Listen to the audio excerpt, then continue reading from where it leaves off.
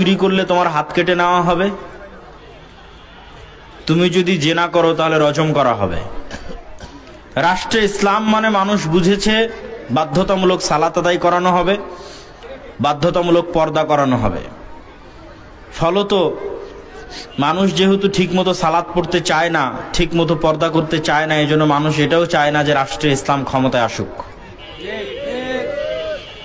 কিন্তু রাষ্ট্রে ইসলামের সবচেয়ে গুরুত্বপূর্ণ যে দিক, এটা যদি মানুষ জানতো, বাংলাদেশের মানুষ, পৃথিবীর মানুষ যদি জানতো যে রাষ্ট্রে ইসলাম মানে কি, তাহলে তারা এখনই জোরপূর্বক রাষ্ট্রীয় ক্ষমতা ইসলামকে বসানোর জন্য সর্বোচ্চ চেষ্টা করত। সেই রাষ্ট্রের ১ নম্বর পয়েন্টটি হচ্ছে ন্যায়পরায়ণতা, ন্যায় বিচার। ন্যায়পরায়ণতা, ন্যায় বিচার মানে আহলে হাদিসের প্রতি ন্যায় বিচার, হানাফির প্রতি ন্যায় বিচার।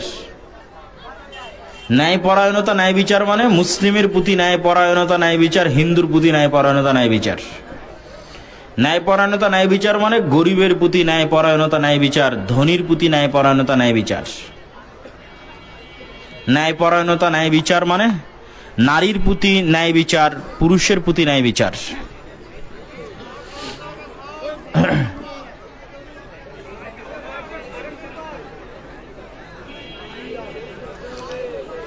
এই ন্যায়পরায়ণতা, ন্যায় বিচার সর্বত্র প্রতিষ্ঠা করা হচ্ছে রাষ্ট্রে ইসলামের সবচেয়ে গুরুত্বপূর্ণ দায়িত্ব। শুধু মানুষ নয়, পশুদের প্রতি ন্যায় বিচার প্রতিষ্ঠা করা রাষ্ট্রে ইসলামের সবচেয়ে গুরুত্বপূর্ণ দায়িত্ব। কিন্তু এই বিষয়টা আমরা জানি না। তো ন্যায়পরায়ণতা, ন্যায় বিচার যে ইসলামের গুরুত্বপূর্ণ একটা অনুষঙ্গ, সেটি আপনাদেরকে আজকে বুঝাবো, যা রাষ্ট্রে ইসলামের মূল্যবোধ।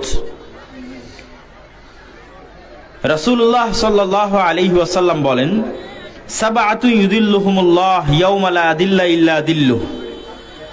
7 শ্রেণীর মানুষকে আল্লাহ সুবহানাহু ওয়া তাআলা কিয়ামতের মাঠে তার আরশের বিশেষ ছায়ায় ছায়া দিবেন।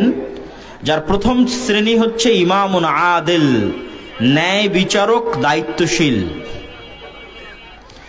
1 নম্বরে আরো যে কোনো ব্যক্তিকে স্থান দেওয়া সম্ভব ছিল।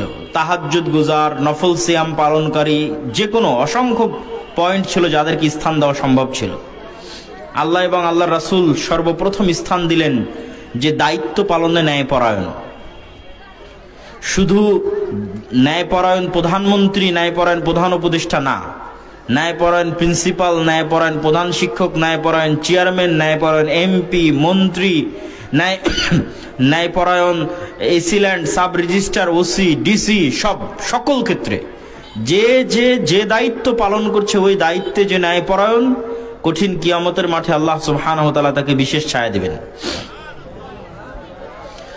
ন্যায়পরায়ণতার গুরুত্ব বুঝাতে গিয়ে আল্লাহ সুবহানাহু ওয়া তাআলা বলেন, ইন্নাল্লাহা ইয়া'মুরুকুম আন তুআদ্দুল আমানাতি ইলা আহলিহা ওয়া ইযা হাকামতুম বাইনান নাস আন তাহকুমু বিল আদল। হে দুনিয়ার মানুষ, আল্লাহ তোমাদেরকে আদেশ করেছেন যে তোমরা আমানতকে সেই জায়গায় পৌঁছে দাও যেই জায়গায় পৌঁছে দেওয়ার এই আমানত যোগ্য।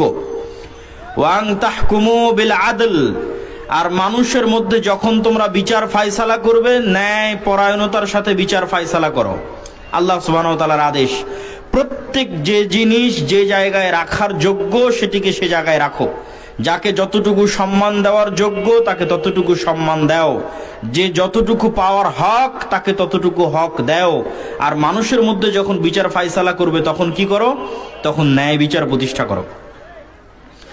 স্ত্রীদের ক্ষেত্রে বলতে গিয়ে আল্লাহ সুবহানাহু ওয়া তাআলা বলেন, ওয়াইন খিফতুম আল্লা তুকসিতু ফিল ইয়াতামা ফানকিহু মা তাবা লাকুম মিনান নিসা মাসনা ওয়া সুলাসা ওয়া রুবা ফাইন খিফতুম আল্লা তা'দিলু ফাওয়াহিদাতান।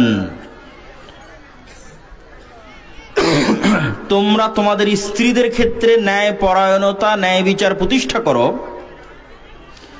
যদি মনে হয় যে তুমি তোমাদের স্ত্রীদের মধ্যে ন্যায়পরায়ণতা, ন্যায় বিচার প্রতিষ্ঠা করতে পারবে না, তাহলে একটির বেশি বিবাহ করিও না। কেননা যে একটার তুমি দায়িত্ব পালন করতেছো সেই একজন স্ত্রীর প্রতি তুমি এখন পর্যন্ত ন্যায় বিচার, ন্যায় পরায়ণতা প্রতিষ্ঠা করতে পারোনি। তাহলে ন্যায় পরায়ণতা, ন্যায় বিচার কত ভয়ঙ্কর, কত গুরুত্বপূর্ণ জিনিস যে আল্লাহ সুবহানাহু ওয়া তাআলা তাকে টানতে টানতে মানুষের স্ত্রী, মানুষের ঘর পর্যন্ত নিয়ে চলে এসেছেন।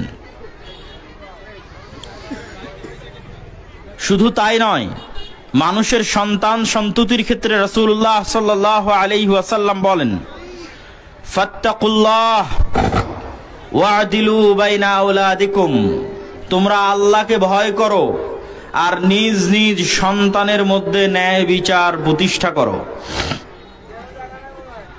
কিভাবে ন্যায় বিচার প্রতিষ্ঠা করবে? এমন কি চুমু দেওয়ার ক্ষেত্রেও সন্তান সন্ততিকে আদর করবে, চুমা দিবে, এই ক্ষেত্রে ন্যায় বিচার প্রতিষ্ঠা করো। আল্লাহকে ভয় করো, আল্লাহকে ভয় করো, সন্তান সন্ততিদের মধ্যে ন্যায় বিচার প্রতিষ্ঠা করো। এমনকি তাদেরকে আদর করার ক্ষেত্রে, চুমু দেওয়ার ক্ষেত্রেও ন্যায় বিচার প্রতিষ্ঠা করো। শুধু তাই নয়, কথা বলতে গিয়ে ন্যায়ের সাথে কথা বলো। আল্লাহ সুবহানাহু ওয়া তাআলা বলেন, ওয়াইদা কুলতুম ফাআদিলু ওয়ালাউ কানা যা কুরবা, যদি নিজের নিকট আত্মীয় হয়, আত্মীয় স্বজনও হয়, তবু হক বলো, সত্য বলো, ন্যায়ের সাথে বলো। তোমার আত্মীয়, তাই সত্য বলবা না, ন্যায় প্রতিষ্ঠা করবা না। আর আরেকজন আত্মীয় নয়, এই জন্য সেখানে তুমি তোমার সকল অধিকার প্রতিষ্ঠা করবা, বিষয়টি যেন এমন না হয়। বরং নিজের আত্মীয় স্বজনের মধ্যেও ন্যায় পরায়ণতা প্রতিষ্ঠা করো। আল্লাহ সুবহানাহু ওয়া তাআলা বলেন, ইয়া আইয়ুহাল্লাযীনা আমানু, ও হে ঈমানদারগণ, কুনু কাওয়ামিনা বিল কিসতি শুহাদা লিল্লাহ, তোমরা যখন সাক্ষ্য দিবে তখন সাক্ষ্য দেওয়ার ক্ষেত্রে ন্যায় পরায়ণ হও। ওয়ালাউ আলা আনফুসিকুম, যদি নিজের বিরুদ্ধেও সাক্ষ্য দিতে হয় ন্যায় পরায়ণ হও। আবিল ওয়ালিদাইনি ওয়াল আকরাবিন, যদি নিজের পিতামাতার বিরুদ্ধে সাক্ষ্য দিতে হয় তাহলে ন্যায় পরায়ণ হও। আবিল আকরাবিন, যদি নিজের আত্মীয় স্বজনের বিরুদ্ধে সাক্ষ্য দিতে হয় তবুও ন্যায় পরায়ণ হও। শুধু তাই নয়, মেপে ওজন দেওয়ার ক্ষেত্রে ন্যায় পরায়ণতা প্রতিষ্ঠা করার কথা বলতে গিয়ে আল্লাহ সুবহানাহু ওয়া তাআলা বলেন, ওয়াউফুল কাইলা ওয়াল মিজানা বিল কিসত, তোমরা যখন মানুষকে কোনো জিনিস ক্রয় বিক্রয়ের ভিত্তিতে মেপে দিবে তখন ন্যায় পরায়ণতা প্রতিষ্ঠা করো, ন্যায়ের সাথে জিনিস মেপে দাও এবং জিনিস বুঝিয়ে নাও। আল্লাহ সুবহানাহু ওয়া তাআলা আরো বলেন, ওয়াইলুল লিল মুতাফফিফিন, যারা কোনো সময় ক্রয় বিক্রয় করতে গিয়ে ওজনে কম দেয়, মাপে কম দেয়, তাদের জন্য ধ্বংস সুনিশ্চিত।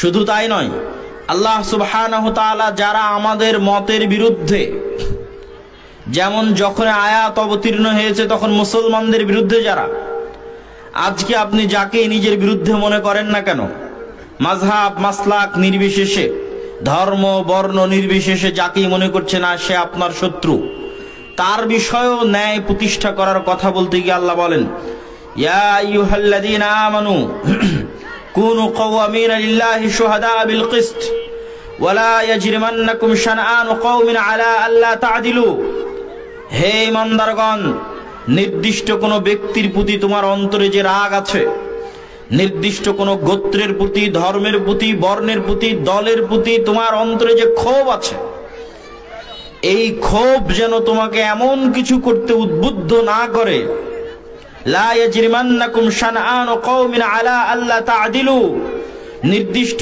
ব্যক্তি, গোত্র, জাতির প্রতি তোমার অন্তরে লুকিয়ে রাখা ক্ষোভ যেন তোমাকে এমন কিছু করতে বাধ্য না করে যে তুমি অন্যায় পরায়ণ হয়ে যাও।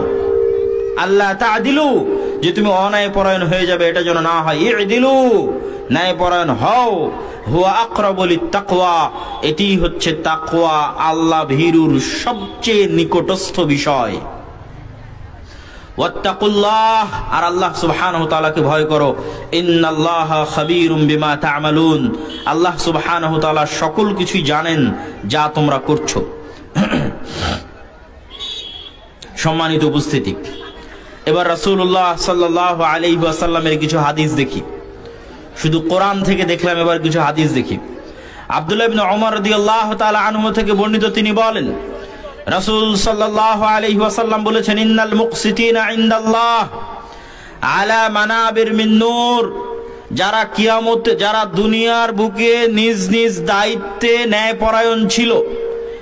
এতক্ষণের আলোচনায় কি বোঝা গেল? ন্যায়পরায়ণ স্বামী যে স্ত্রীর প্রতি ন্যায়পরায়ণ ছিল, ন্যায়পরায়ণ পিতা যে তার সন্তানদের প্রতি ন্যায়পরায়ণ ছিল, ন্যায়পরায়ণ দায়িত্বশীল ওসি, ডিসি, এসপি, মন্ত্রী, প্রধানমন্ত্রী, প্রধান শিক্ষক যে তার নিজ নিজ দায়িত্বে ন্যায়পরায়ণ ছিল, আল্লাহ কিয়ামতের মাঠে তাদেরকে নূরের মেম্বারে বসাবেন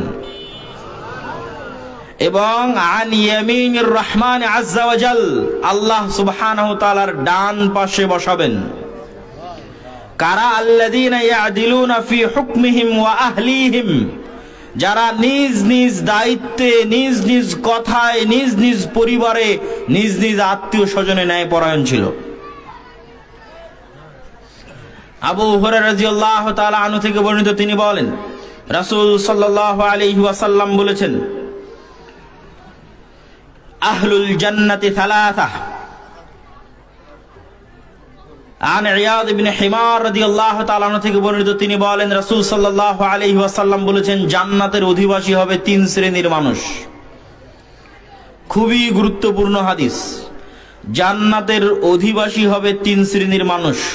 সুলতানুন মুকসিতুন, এমন দায়িত্বশীল যে তার দায়িত্বে ন্যায়পরায়ণ ছিল। ওয়ারাজুলুন রহিমুন রাকিকুল কলব লিযি কুরবা ওয়া মুসলিম, আর ওই ব্যক্তি যার অন্তর নরম ছিল তার আত্মীয় স্বজনের জন্য, তার পাড়া প্রতিবেশীর জন্য।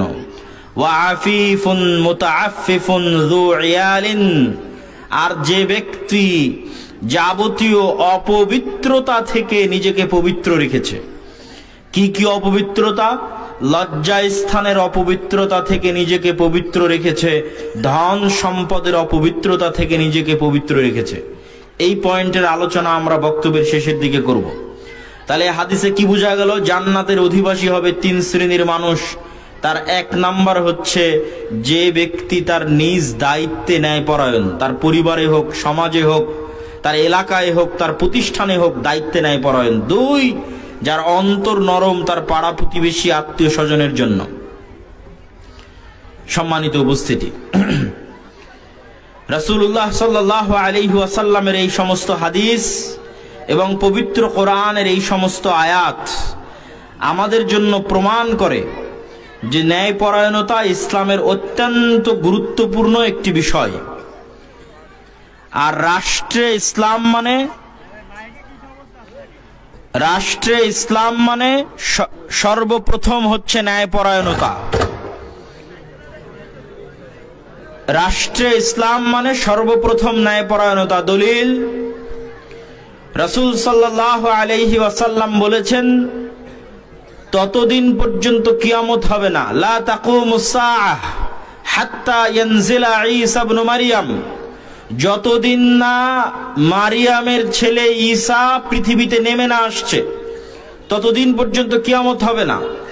আর মারিয়ামের ছেলে ঈসা পৃথিবীতে নেমে আসার পর ইয়াকসিরুস সালিব, ক্রুশকে ভেঙে চূর্ণ বিচূর্ণ করে দিবে। ওয়া ইয়াকতুলুল খিনজির, আর শুকুরকে হত্যা করবে এবং হারাম ঘোষণা করবে। আর সে পৃথিবীতে হাকামান মুকসিতা, ন্যায় বিচার প্রতিষ্ঠা করবে। বলেন আল্লাহু আকবার। এই মারিয়ামের সন্তান ঈসা পৃথিবীতে নেমে এসে ক্রুশ ভেঙে দিবে, খিনজির শুকুরকে হারাম এবং হত্যা ঘোষণা করবে, আর পৃথিবীতে ন্যায় বিচার প্রতিষ্ঠা করবে। তার মানে বোঝা গেল রাষ্ট্রে ইসলাম প্রতিষ্ঠা হওয়া মানে 1 নম্বরে কি প্রতিষ্ঠা হওয়া? ন্যায় বিচার প্রতিষ্ঠা হওয়া। ঈসা আলাইহিস সালাতু ওয়াস সালাম যে রাষ্ট্র তৈরি করবেন ওটা ইসলামী রাষ্ট্র, ওটা ইসলামী খেলাফা। আল্লাহর নবী বলেননি যে ঈসা আলাইহিস সালাতু ওয়াস সালাম রাষ্ট্রের দায়িত্ব নিয়ে সকল মানুষকে নামাজ আদায় করতে বাধ্য করবেন। আল্লাহর নবী বলেননি তিনি রাষ্ট্রের দায়িত্ব নিয়ে সকল মা এবং বোনকে পর্দা করতে বাধ্য করবেন।